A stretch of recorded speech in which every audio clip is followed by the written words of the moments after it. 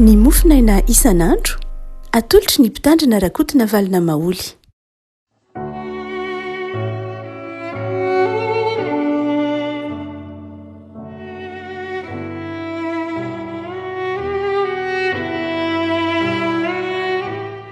Faramarabantsika rehefa malalatra ohatra ity sabotsy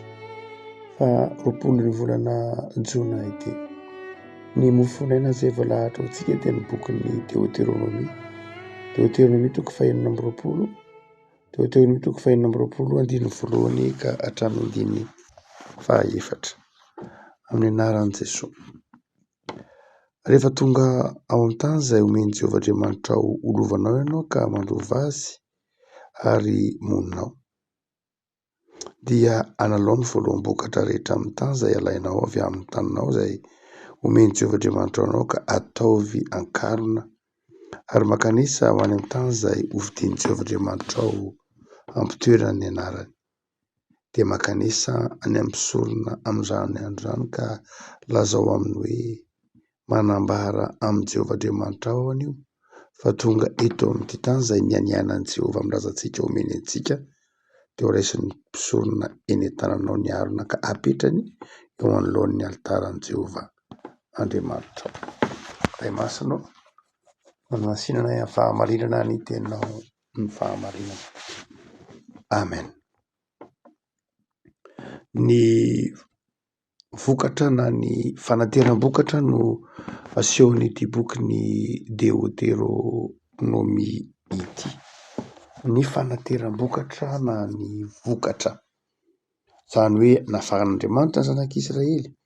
fa amin'ny fotoana izay fiotazana, amin'ny fotoana izay atongavana ao amin'ilay tany nampanantenain'i Jehovah, dia alaina ny voaloham-bokatra ary aterina any an-tranon'Andriamanitra na any amin'ny toerana izay vidian'i Jehovah mba ampitoerany ny anaran'ny tranon'Andriamanitra izany na tempoly raha jerena aty aoriana. Inona no hevim-panahy asehon'ity bokin'ny Deutéronomie toko fahaenina amby roapolo ity? Zavatra roa lehibe. Voalohany dia mahatratra tanjona ny olona satria Andriamanitra no manome azy. Amin'ny testamenta taloha na amin'ny teny Hebreo izay nanoratana ny testamenta taloha, ny dikany hoe manota dia tsy mahatratra tanjona, tsy mahatratra ny tanjona, tsy mahatratra ny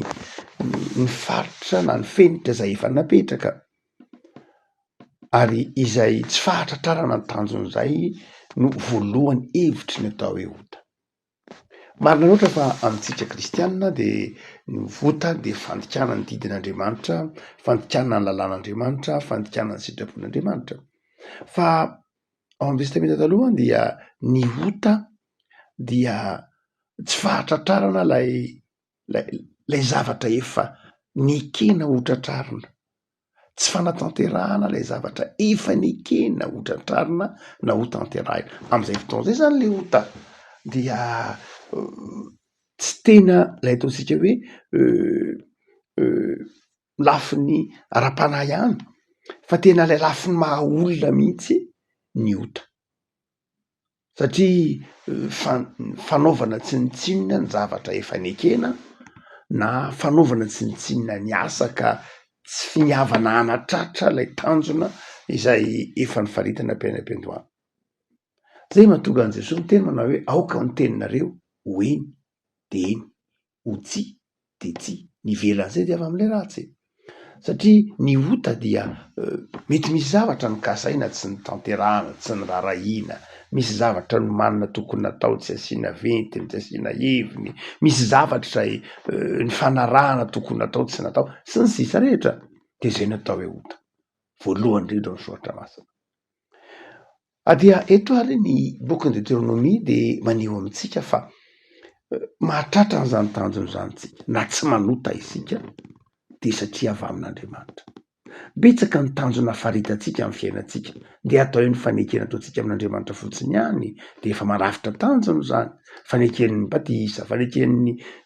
mampandray madekona malola mampiandro mampitandrina be deabe na fanekena zay hambara ny ten'Andriamanitra nalaina atao ny ten'Andriamanitra hanaovantsika fanekena anao na ny antany dia eo zany no anankiray am'izay mahatonga ota satria ny tsy fanaovana ny fanekena teo anatren'Andriamanitra de efa zary ota sahady any maika moa fa ny fanatrarana ny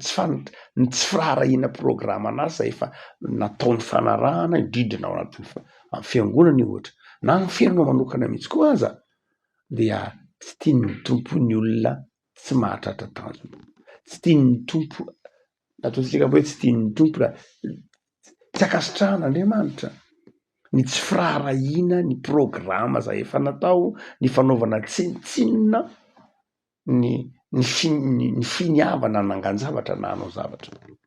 eto ary de hoy ny tompo anao hoe rehefa tonga am'ilay tanjonao ianao tonga amin'io tanjona io tonga am'ilay lova tonga am'ilay zavatra efa mbaniriana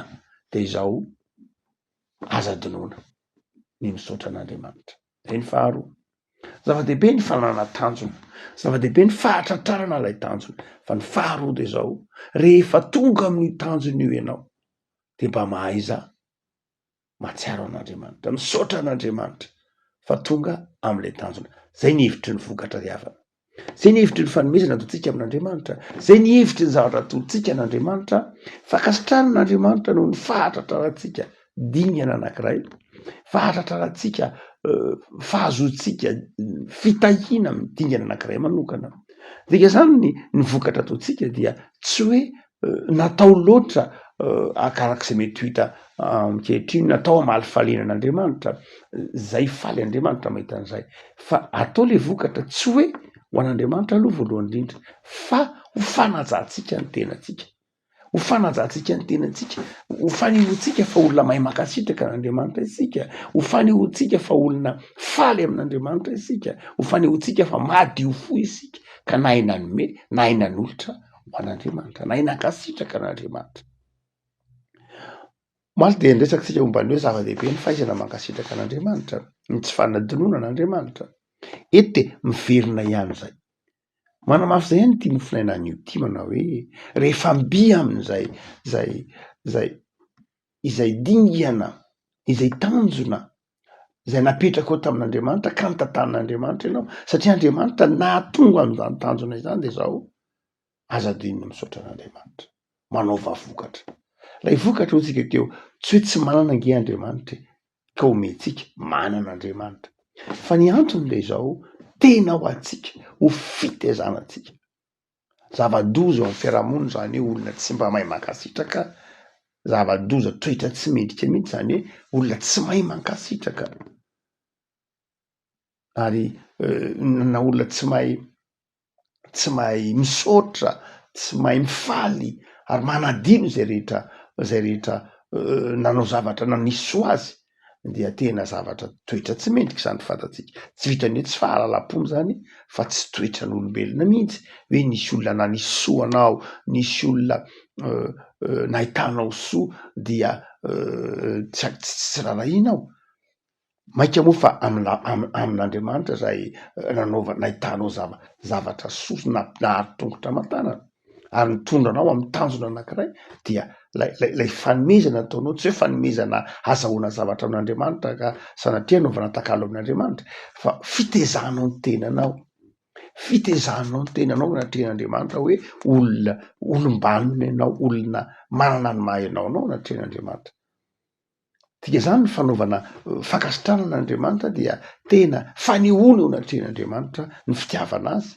fa fanehoantsika eo anatren'Andriamanitra koa fa olona naina kasitraka isika ary olona mahay manaja an'Andriamanitra sy mahay manaja ny teny sy ny tenatsika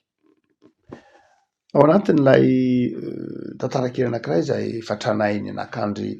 de lafomantaina ny tantarany any tantarany Stigone sy ny sisa dia ndray maka misy hoe fitantarana mpitantara dia ndray maka nisy sifotra zay ny azo ilazana azy na ataontsika hoe sifotra dia nahita tonga avany ny voromahery iny ezakazaka inana ity zanaka bitro, ary dia nahita an'iny mandositra lay bitro, ary dia tonga avany lay sifotra lehibebe any, dia nisakan-dalana ilay voromahery mba tsy haka an'ilay bitro, dia kanjo nahiliky lay voromahery tamin'ny tongony fotsiny hoe mpitantara lay sifotra nidakany tamin'ny tongony lay sifotra, ary de mikidi tery ananina tery, ary de nohaniny lay zanabitro. Tezitra lay sifotra, ary dia nanao voady tamin'ny tenany manao hoe tsy maintsy hamaly faty aho an'iny voromahery iny aho. Ahoana moa ny fomba hamaliny lay voromahery lay sifotra, ahoana naovany valy faty an'lay voromahery ho mpitantara? Dia isaky ny manatody lay voromahery, dia iakaran'lay sifotra lay atodiny, de akodiany de vaky. Isa-taona de akodiany de vaky. Ampolo-taonany de gaga lay voromahery, tsy hoe gaga fa nalahelo lay voromahery, fa maninona ara no vaky foana ny atody, de tsy nanana zanaka mihitsy zany lay voromahery. Ady Andriamanitra nanapa-kevitra lay voromahery hoe andeha amy lamban'ny Jupitera, no Jupitera lay sampy tamin'ny andron'ny vanim-potoan'ny antikité, andeha amy lamban'ny Jupitera no apetrako ity atody ity mba am'izay fotoan'izay mba ho tafapetraka tsara, mba tsy sikasika, mba tsy enjera. De nanatody izy teo amy lamban'ny Jupitera. Hitan'lay sifotra zany, ary dia efa antitra be lay sifotra, efa 10 taona teoriana, ary dia mbola lasa ihany izy niakatra nanakaiky lay lamban'ny Jupitera. Tsy nakeo am'lay atody tsony nefa izy, fa nanisy vovoka izy, nisy vovoka teo amy lamban'ny Jupitera, ary tonga mazava ho azy ny Jupitera de nanilika maloto zany lamba zany, de nailiny ny lamba, ary de vakindray lay atodiny ity voromahery. Mibitabitaka lay sifotra, ary de nandeha nodina tokantranony izy, ary de natory de maty ny mpitantara. Inona ny lesona? Mitaha amy didy teny toko fahinina amby roapolo teny. Zava-doza raha maha olombelona. Ny fiainan'ilay sifotra de tsy nanao afa-tsy ny hamaly faty an'lay voromahery. Zany hoe ny fiainan'ilay sifotra manontolo de ny laniny hamaliana faty lay voromahery. Maty any izy, fa izao lanin'lay famaliana faty ny fotoanany manontolo. Niasa ho amin'ny valy faty fotsiny, tsy nieritreritra fa tsy ny hamaly faty fotsiny, nandritra ny taona maro. Raha reny valy faty dia eritreretintsika hoe manamaivana, fa mifanohitra am'izay no izy. Ny valy faty dia mampifo hatranin'ilay ratra, mamerina hatranin'ilay ratra. Isaky ny mamaly faty dia miverina foana lay ratra, noho zany de zao tsy manasitrana ny valy faty, fa vao mainka miteraka aretina, vao mainka miteraka fisokafan'ilay fery ndray, manokatra lay fery, manokatra lay ratra hatrany ny valy faty. Ary dia eto lay sifotra de zao tsy nahazo tombony akory izy. Mety ho nahazo tombony izy amin'ny fijeren'ny tenany hoe de tsy nahafoy atody mihitsy lay voromahery, saingy zao nefa raha ny fiainany de tsisy heviny, velona ho an'ny hafa fotsiny, tsy hoe an'ny hafa fa velona ho an'ny valy faty, tsisy heviny intsony ny fiainany. Eto ny boky Deutéronomie de tia hanala zany toe-tsainy zany tsao anatin'ny olona, ny toe-tsainy zay baikon'ny fahotana, toe-tsainy zay mampanadino ny tsara tokony atao. Ary dia ny dikany hoe manatitra vokatra ianao dia mamboly toe-tsaina mahay mankasitraka, manaisotra ny toe-tsaina mora mamaly faty, manaisotra ny toe-tsaina mora manimba zavatra. Fa ny fanateram-bokatra de zao midika fakasitranan'Andriamanitra. Vokatra no entinao, vokatry ny asan'ny tananao, vokatry ny fikelezanao aina, ny dikan'izany de ny fanateram-bokatra, de sady manome hasina ny lanjany antsoina hoe asa sy ny fiezahana, manome hasina ny lanjan'ny finoana sy ny fahatokinan'Andriamanitra. Zava-dehibe ary zany antsoina hoe fanateram-bokatra, na eo anivon'ny fiangonana io mazava ho azy. Ary dia tsy tokony adonoantsika fa ny olona manome vokatra mahatsiaro rano de mahantanteraka ny sitrapon'Andriamanitra, mahay makasitraka an'Andriamanitra. Jesosy Kristy miravaka malala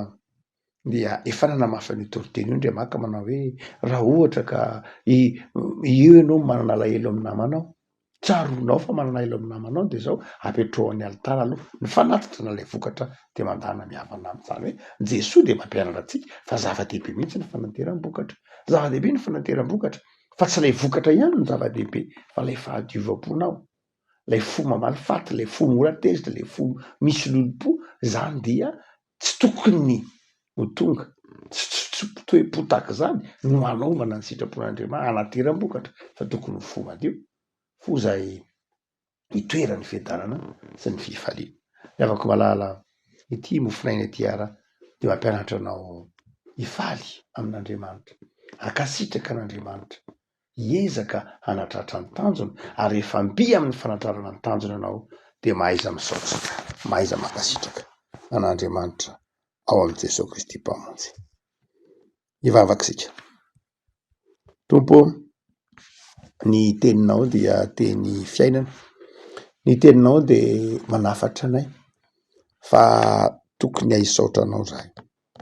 indrindra rehefa mby amin'ny tanjona, mby amin'ny dingana zay miampitahanay, mby amin'ny fahombiazanay zay avy aminao de to aminao zahay ahatsiaro anao,